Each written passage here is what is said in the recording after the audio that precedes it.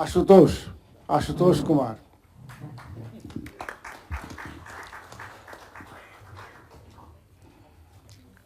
Integration to formation of states इनका था और आशुतोष का है इंटीग्रेशन और रीऑर्गेनाइजेशन ऑफ स्टेट्स, दोनों में काफ़ी ओवरलैप है.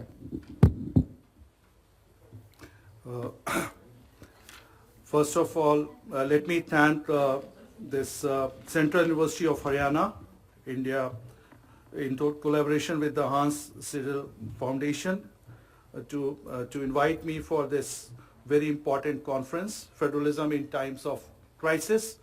And I think Kashmir appears whenever we talk about Indian federalism, is the question, right? So I have 15 minutes, so I would be just taking up some points. This is a longish paper which I have written, and there are so many documents. It has been published also partly in the this Werner Mensky edited volume on Kashmir from SAGE. In this, I would just take 2 or 3 questions at the outset, and then I would come to Kashmir. See, when I see as a student of Indian politics, when I see the relationship between the center and the state, there are 4 factors which come to my mind. One is, and you can make sense of it, what I am saying. One is the leadership style of the leader of the party in power. If the leader is a colossal leader, I am thinking of Modi, thinking of Nehru, thinking of Indira Gandhi. So that is a very crucial factor, because you read the constitution, but constitutional text, as you know, Andre Bete has already said years back, that there is a kind of a incongruence between the normative order and the existential order. So if you want to understand how the federalism works, this is a very important factor, that who is the leader of the party in power at the center, and also the leader of the party at the state level, if that party is very powerful. That's one, and that would be applicable to Kashmir also. The second factor, which is also very important, is the nature of the party system. So you see that whenever there has been a fragmented verdict, there has been a fragmented party system, then the states have become more autonomy vis-a-vis the center. And whenever there has been a one-party dominance, like we talk about the return of the second party dominance, though I don't think that the BJP is in the same lead as the Congress party, but we cannot deny that the BJP is the electoral dominant party. So whenever there has been a party structure which is in favor of one party, then the center has become strong. And the third factor is the ideology of the party in power at the center. And you understand that what kind of party we have at the helm of the affairs. BJP is a party which believes in one India, believes in symmetrical citizenship, symmetrical law, and one nation, one law, one constitution. I think in the earlier session it was mentioned also. Right, so these 3 conditions, if you see, I said leadership style of the leader, the leadership model of the leader, if he is a colossal leader or she is a colossal leader. Second, the nature of the party system. And third, I referred the ideology of the party in power at the center. These 3 are very crucial factors. And then there is another factor also, the economic model. But then that doesn't really apply to Kashmir, so I'm not going to get into that. It was already referred that if you refer to Northeast or Kashmir, probably globalization and all those factors do not count. They are not relevant. Second thing, whenever we think about this abrogation of Article 370, remember, there is no repeal of Article 370, right? There is an amendment, because if you read Article 368, it says amendment stands for addition, repeal, and variation. So here there has been addition, not repeal, right? Some words have been repealed. So what has happened on 5th August and 9th August 2019, many of the people are not really aware. They just say repeal of the Article 370. 370 gaya. It's not like this. In fact, Article 370 linked India with Jammu and Kashmir, originally if you refer to 1949 Constitution, Article 1 and Article 370. So what has happened actually on 5th August is that the President order has been issued and Article 371 Clause 1 and Article 370 Clause 3, Professor Singh is sitting here, and Clause 4, they have been, and Article 367 has been used. So Part 21 of the Constitution talks about temporary and transitional provisions. And 367 gives center the concurrent power. And this is not for the first time that the governor has replaced the government of India. It happened in 1986 also, when Article 249 was extended to Jammu and Kashmir. So this is legally very tenable. I mean, of course, the matter is sub judice, but in my limited understanding of the Constitution, if you read the past, the cases, like you read the Sampat Pratap's case, Sanjay Pandey already referred, then you have P.L. Lathanpal case, Muhammad Matmul Damru, and Khajan Chand case. All these cases I have studied in detail. They always, I mean, Supreme Court has said, because there was always this debate about the temporary and transitional. You know, the National Conference and the leadership of the Kashmir, I think PDP would also say that the word temporary was used till the time the Constituent Assembly of Jammu and Kashmir met and finished the thing. But then the Government of India position is that after the Jammu and Kashmir Constituent Assembly accepted the accession of Jammu and Kashmir to India, then the President order can always apply to Jammu and Kashmir. So that is what has happened in 2019, that the President order has been issued.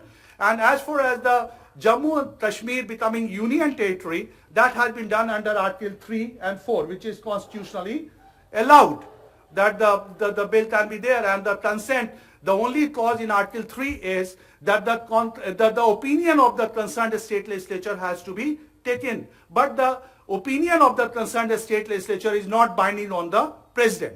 In this case, because the state was under the President rule under Article 356, so the consent of the governor was taken, and governor was representing the state of Jammu and Kashmir. So my point is that politically there may be problem, but legally, constitutionally, and it has been validated by the Supreme Court of India in many cases, that the President has the power to issue the constitution order, constitution amendment order applicable to Jammu and Kashmir. In fact, I would say that there have been 42 constitution order which has been issued. And I would dare to say that probably there was nothing left in Article 370 except Article 35A. Otherwise, if you go through the data, I've written somewhere in this paper also that most of the articles, 7 schedules, I think 262 articles, they all were applicable to Jammu and Kashmir. In fact, in our classroom, we would struggle to say that what is left with Jammu and Kashmir. In fact, all the provisions of the Constitution, if you refer to the Part 7 of the Constitution, Article 246, most of the subjects, the center had already got the power to make law or to issue order. Law ground situation that nothing extraordinary has happened. The only thing is that the Jammu and Kashmir Constitution doesn't exist now. Article 35A doesn't exist now. And all the provisions, all the articles and the law of the land is now applicable to Jammu and Kashmir. And extraordinary thing has happened that Jammu and Kashmir has become a union territory and Ladakh has also become a union territory. That is something, an important development. If you see the reality, you know, on paper you can make a lot of hue and cry. But in reality, this is the only difference I find which has happened on 5th and 9th August 2019. Now, second point quickly, because I know the time is not there. You know, you need to read the text. Why did I read all the text? I read like the documents, instrument, New Kashmir document, all the cases in detail, the operative part of the judgment of the Supreme Court. I read the Constituent Assembly debate, both debates, the Constituent Assembly of Jammu and Kashmir and Constituent Assembly of India. There was not much debate. I take this point from Sanjay ji that probably there was not much debate on Article 370 in comparison to the debate on Article 371. Why it was not done, that is another issue. There can be different interpretation of that. So when you refer to Jammu and Kashmir, you read the text. Why you read the text? Because these texts have been hotly debated and contested. Even the official documents have been contested. You know, the interpretations have varied from one party to another party.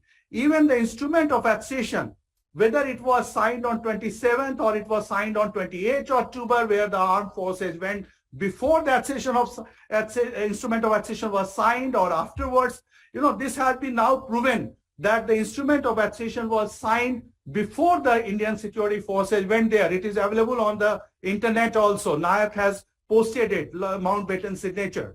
And one argument is, and I think I have taken advice from the law people also, they say that instrument of accession was in itself a complete document. That is a legal terminology. It was a complete document, and the next day, 28 October, Lord Mountbatten sent that note that when the situation would become normal, we would take the opinion of the people of India.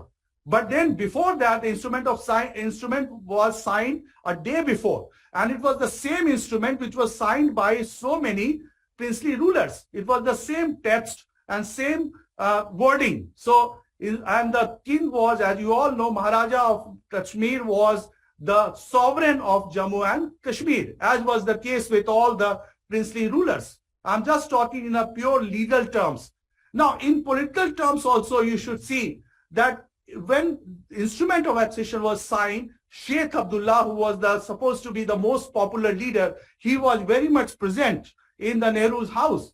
So the Indian government insisted that first Sheikh Abdullah has to be freed from the prison, and his consent is taken. So the government of India was always thinking in terms of having the political support also, political part, democratic part of the agreement also. Now, another thing quickly, we say that Kashmir is the sui generis nature of Jammu and Kashmir, uniqueness of Jammu and Kashmir. I am a student of state politics. We always say exceptionalism of Punjab, exceptionalism of Bihar. You know, Republic of Bihar was written by Arvind Das. So every state is exceptional. So what is so exceptional about Jammu and Kashmir that it needed a special consideration? You know, of course, historical circumstances were there. They talked about historical factor, cultural factor, political factor, geographical factor, but many of these factors are applicable to other states also. So another related question is, sir, that if it is a unique problem, what is the unique solution? What is the unique solution? So far, we have not reached to any unique solution. So, can we just think of, because Jammu Kashmir relation with India was within the constitutional framework, so can we think of some solution within the frame of the constitution? Because Indian constitution stands out for recognition of the difference, accommodation of the difference, and representation of the difference. You go through the text of the constitution. The other day, I was talking to Professor Arora, Article 38 talks about the areas also. The word is areas, right? So it's not that the Indian constitution only recognizes the state or recognizes the communities, recognizes the minorities. It also recognizes the sub-state regions. There are Article 371 and 6th schedule already has been referred in the earlier session. So this is another point that my argument would be in this paper, that can we think of some kind of, because I know that there is no going back to the original position, pre-53 position, but there can be some dialogue, because I would not be a fool to say that everything is normal and that Kashmir is back to the normal situation. Crisis is there. We all know that. And someday, there would be a day when the people have to sit down and have to look for a political solution. And there they have to rework, because there you have Jammu also. You know, Ladakh is out, but Jammu is still there. And so far, what has happened? that the Kashmiri leadership, and I would like to blame Kashmiri leadership also. In the whole Kashmir discourse, there is too much blame on Indian state. But what about the leadership of Kashmir? What was the kind of government which was being run by Sheikh Abdullah? He mobilized people, I understand. The National Conference was the most popular party in power also. But what kind of elections happened? So exceptionalism of Jammu and Kashmir also lies in the kind of elections happened. The Constituent Assembly elections, 77 seats from the valley, 75 seats uncontested, and 2 seats where the candidates were there, their nomination form was rejected. In Jammu also same happened. So this is something the people, this Praja Parishad candidates, their nomination paper were rejected on flimsy ground that your comma is missing, your signature is not ready. So this kind of party state regime, was it not responsibility of the leadership of Kashmir also to give a leadership, to give democracy? They talked about new Kashmir document. What did they do on the ground? So it's a very complex situation. We must understand. So I'm just completing, sir. Another thing I said, intent. The leadership, like what Ambedkar said in the Constituent Assembly, that India, for all practical purposes, becomes a unitary state when the situation demands. He was using the word union. He was explaining why the union word had been used.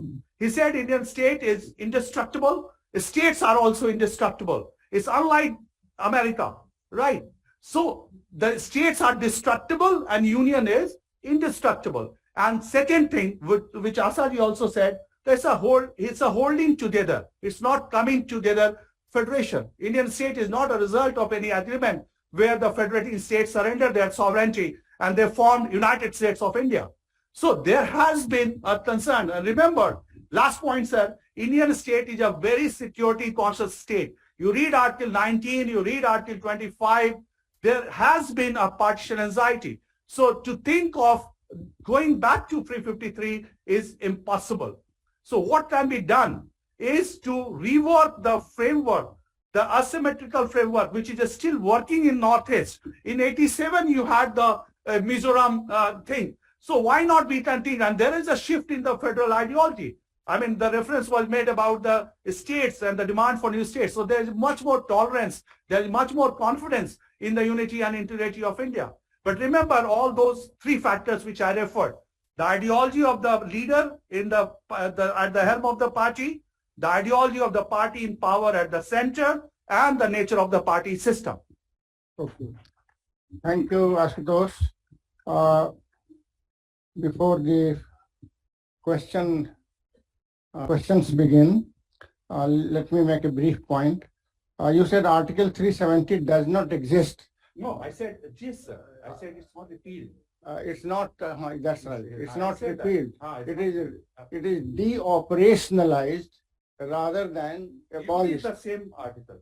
In the same article, 367 Yeah. article. So it's very much there and it can be Very much there. It reoperationalized. cannot be removed, sir. That relates to Jammu and Kashmir to India. Now, your questions. Okay. You raised your hand first. Okay. Two of you settle it.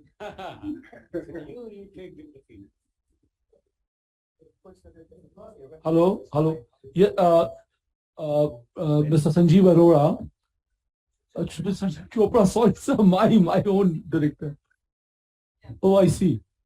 Anyway, sir, I just want to just make a point. When you say that identity is not cast in stone nor in gas, right? My point is that an individual has several identities. I'm a man, I'm a government servant, I'm a brother, I'm a sister. So how, yeah, brother and sister. You can choose. So Sanjay, you can choose. you can choose. And we have the latest judgments about trans. Okay, that's my question to Sanjeev Chopra, sir, and to Madam Sarangi, ma'am. See, we had this linguistic reorganization of state, but are there other issues also on which you can have reorganization? Andhra, Telangana were created, you had Andhra on the basis of Telugu language, but now it is broken into two states, same language. So what is it? What are the factors which are governing behind this issue? Tomorrow we may have another state. We have Chhattisgarh from Madhya Pradesh. We have Uttarakhand from UP. So these are my two questions. Thank you. Well, I'll start with Professor Ashutosh and then Asha.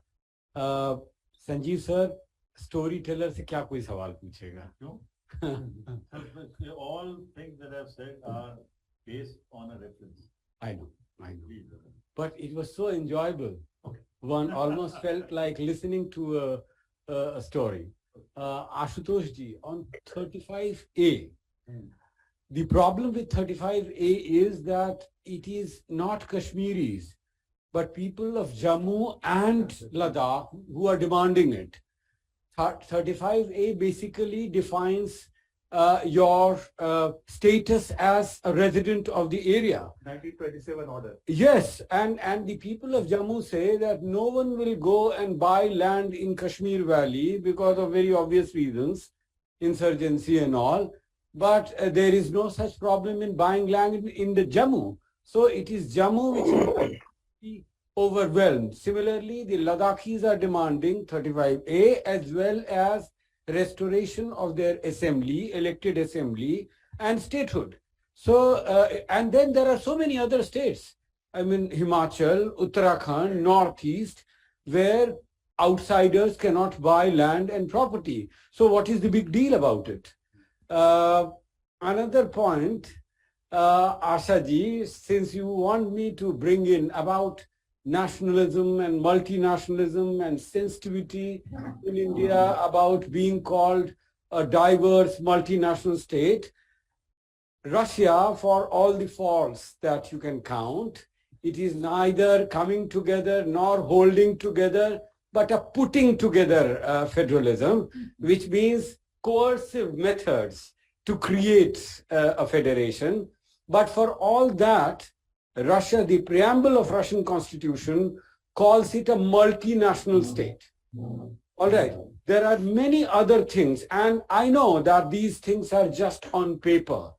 But those things which are just on paper at one point in time might assume new meanings subsequently. Soviet Union, it was no federation, I acknowledge, but gave the Union republics the right to secede, right to conduct international relations, right to become members of international organization. Ukraine and Belarus were members of UN since 1947-48. And subsequently, the same article, which was just thought to be waste paper, became instrumental in Soviet disintegration. So things which are there on paper assume new meanings. And that's why formal recognition and formal structure, something which goes in the writing, assumes new meaning. Again, one last example from Russia. Russia in 1997 came out with a law on religions, which recognizes 4 religions as traditional religions of Russia. And which are these? Orthodoxy, Islam, lo and behold, Buddhism and Judaism. So even though Russia might be doubted for its democratic and federal credentials, there are still many things that one can count from Russian experience and which can be useful to understand federalism. Thank you.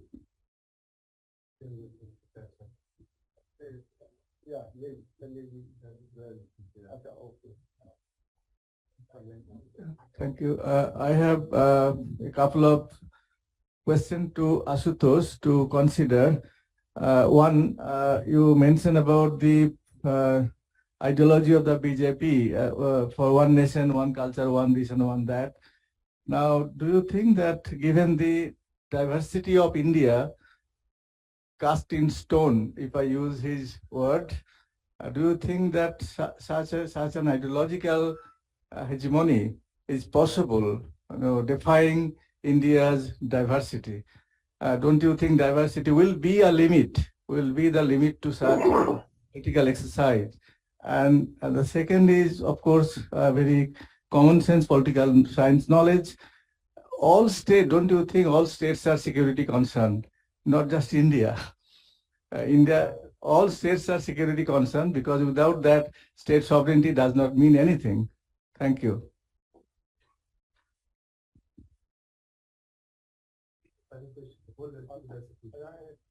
Over there. Lady, the lady over there. Hi everyone. So my question is to Asha ma'am, that shouldn't we all like to reconsider this, that federalism, I'm quoting Chanchal sir himself, that federalism is a process and not an idea. So we need not think that it is fixed somewhere. It is also moving in a direction with new things coming in its way. For example, executive federalism. Today we have seen something like cooperative federalism. And I've also read his papers where he talks about collaborative federalism. We should move in that direction. So don't you see that there is some sort of cooperation also happening in some sense, which needs to be clarified before everyone? For example, there are many areas where cooperation, today only I read something where the Prime Minister was very much serious about the G20 presidency that we have, and he's very much speaking to the chief ministers also. So there is something like cooperation also happening which shouldn't be neglected when we are so much discussing about federalism. Thank you so much. Including GST, yes, GST Council. Anduraj.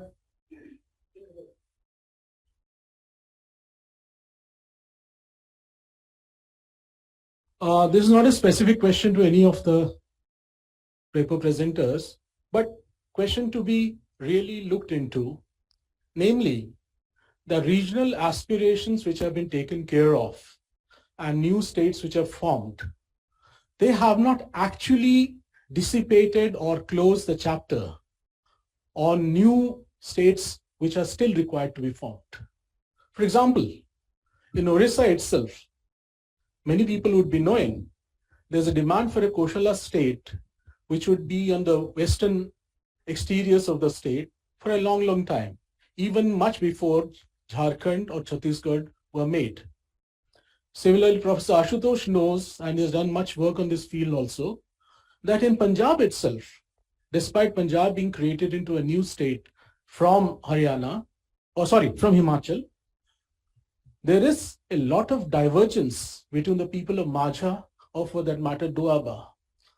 And perhaps in due years to come or perhaps months to come, there will be separatist movements which are still very imminent. Second point, which I need to raise here is, I think there can't be any identities that can be fulfilled at any moment of time. The competing identities, and I believe as a student of Indian politics, most of the regionalist aspirations are actually, in a way, aspirations for other aspects which have not been dealt with. Lack of governance, lack of welfarist objectives which have not been met, etc., etc. In an elite gathering such as this, I need not mention more, but I believe we ought to look forward and see to it that secessionist movements might develop if these separatist tendencies or identities may not be taken care at this moment of time. Thank you. The lady behind you, Sugandhi. No?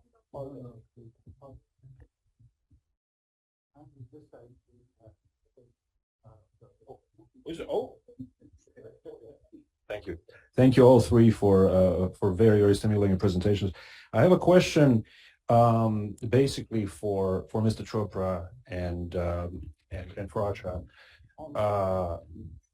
That may be naive, but I'll ask it anyway, and comes from a very, very deep curiosity about this, and I've been thinking about this for maybe about 10 years now. In not only Europe, but in the Middle East, the attempt to change internal borders of states is incredibly, incredibly contentious politically. Very difficult, and oftentimes when it's attempted, it results in deep systemic crises. In India, that's not necessarily the case. It happens, as you both pointed out, relatively frequently and not painlessly, but certainly it's far more possible than there. So my question, which again might be naive and it might be, or perhaps it's unfair, is why is that? Why is it so much less difficult in India than it is, let's say, in the Middle East or in Europe? And I guess a sub question to that is, what is the state, the federal state, whatever the new state is? What does it mean, right, in this particular context? I'm asking you this as an outsider who's really, really curious about something that I see as a kind of a puzzle. Thank you.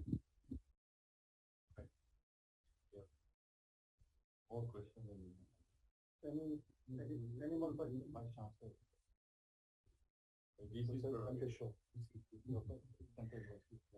Yes, I just listened to some of the questions, but Vice Chancellor of Haryana University, Central University of Haryana. yes. So looking at something like 35A, I don't see that it was ever passed in a parliament. So it was a presidential order only. So it was challenged also in the court. So how it was implemented. And I remember incident where those were given the residential status. Those were the, some Safai Karamcharis transferred from Punjab and big Punjab that day. And their daughter and son has got degrees like MBBS, but they were not even offered any job except that of the Safai Karamcharis. So that was the status of 35A. And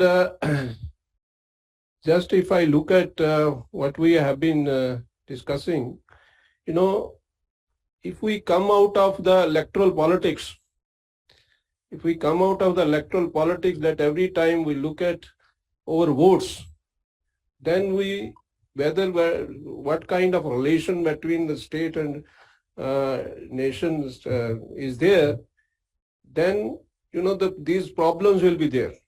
So we should come out of this, especially at the time of the crisis, all should work in the same direction. Then we can really save the people, right?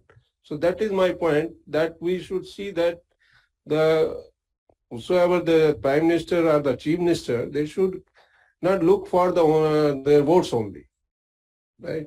So at the time of crisis, they should look at the problem and they should solve it. Thank you very much. Any other questions? Can I ask one question? Yes, please. Where is it? Online. It's online. It's an online question. Okay. Please go on. Please go on. Online questioner. Okay, this online question. Good afternoon, everyone. This online questioner is the one of the paper presenter there, but somehow I couldn't reach, and I thought that probably I would be able to speak online. But I don't see any arrangement over there. But despite the fact that since I'm not able to present my paper was on rethinking autonomies, and in this particular session, I did not hear anything about autonomy, particularly that why autonomies are very, very important. Because without autonomy, I don't think that the whole idea of holding together, or let's say, in terms of forging communities, how we forge communities together, or how we solve the inequality which persists in the society, that can be solved. So the answer to forging communities and solving the inequalities lies in asymmetrical federalism. And I think that it's time now when we need to focus more on the idea of asymmetrical federalism, where there can be a trade-off between equality, equity, and efficiency. So, federalism must offer some kind of a solution, which I think at the moment is not able to do because of the regression of federalism, I would rather say. backsliding of federalism, as we are seeing that democracy is backsliding. So along with democracy, in fact, federalism is also backsliding. And in the backsliding of federalism, what we are seeing is that there is a strong authoritarian centralized federalism. A lot of people have talked about as a centralized federalism. But I'm not just seeing centralized federalism, but an authoritarian centralized federalism where the states are being squeezed, right, of the resources. So, I mean, if you look into the fiscal aspect, fiscal autonomies that perhaps I wanted to Okay, talk all about. right. You have made your point. You have made your point, please. Yes, sir. So I'm so sorry that I was slightly, I took some time, but I'm sorry I couldn't present my paper because of the my own All right. examinations were going on. So thank you so much. Any online questioner? No? Okay, so.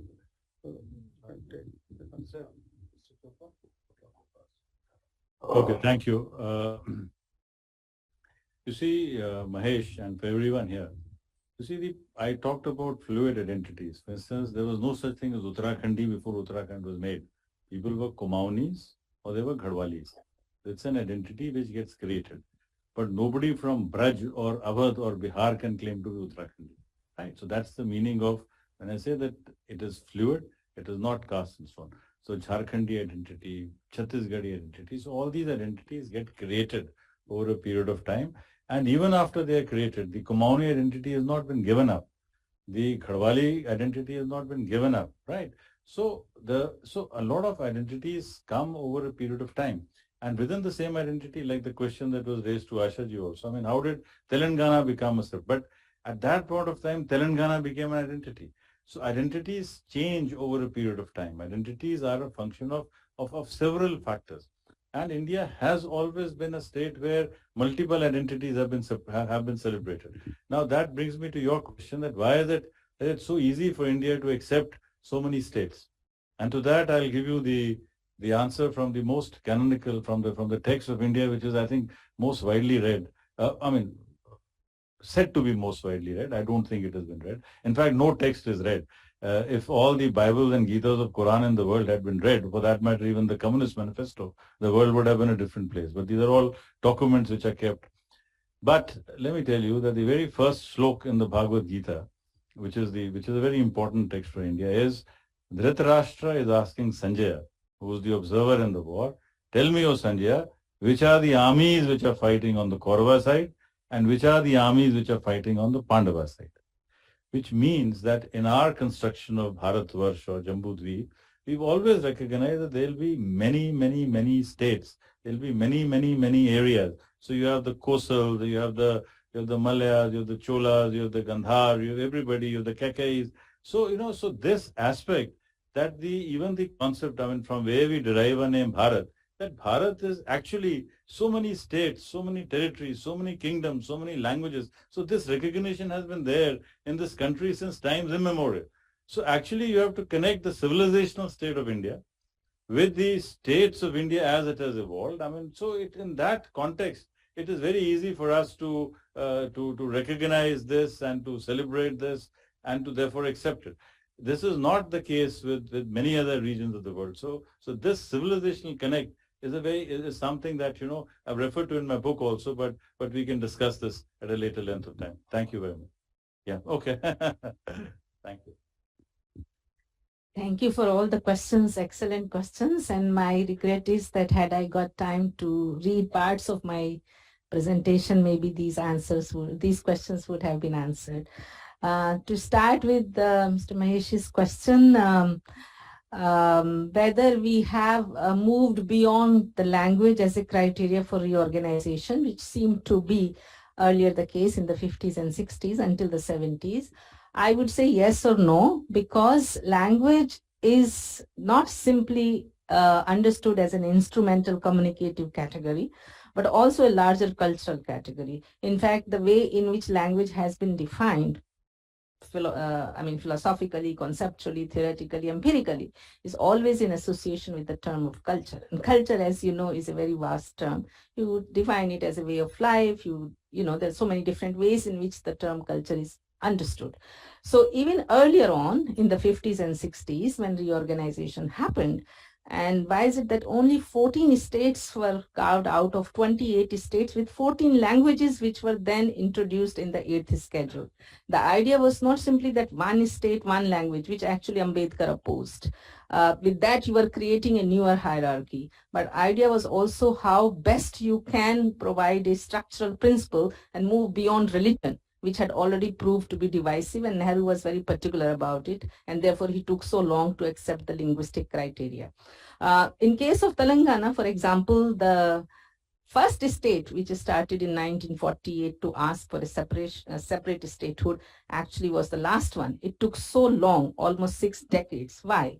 Not because of the language or culture, but also how do you look at the one language, that is Telugu, which dialectal difference or with speech variety difference, or they kept saying our Telugu is different from the Telugu of Andhra. But there were many other factors as well, economic, cultural, geographical, historical.